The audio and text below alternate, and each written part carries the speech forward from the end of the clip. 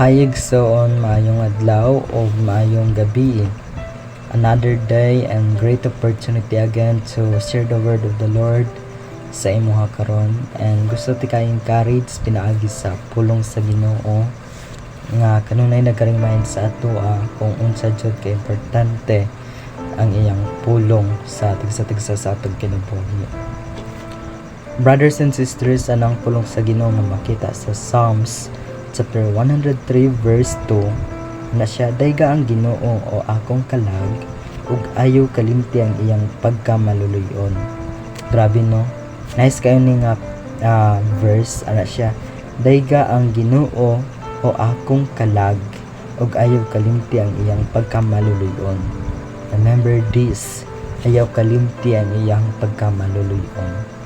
The way nga kanang maglantaw sa Ginoo sa atong kinabuhi, no, grabe jud siya kanang ka maayo, no, the way siya nag-act ug kanang mga pamaagi sa atong kinabuhi, grabe siya ka maayo. Imagine that in this verse, when we apply in our life, daghan-tag kanang matunaan ni ini. Night times sa atong kinabuhi nga nawadaan tag kanang kadasig, and in short nagiging hopeless ta, but unsaon kanang kaya nga mabuhat sa Ginoo. He prepared to rescue us. Una kanang kaya niya mabuhat, no?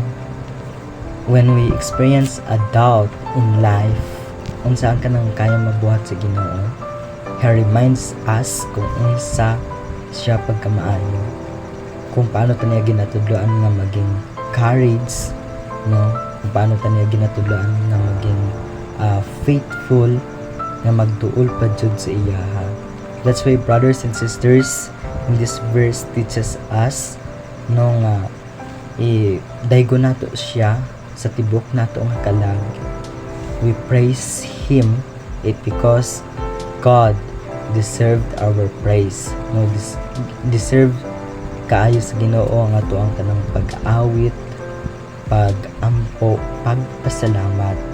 That's why if your life right now wala pa kagapasalamat sa Ginoo, or else, no, kanang ga-doubt ka, no, it's a time to connect with God.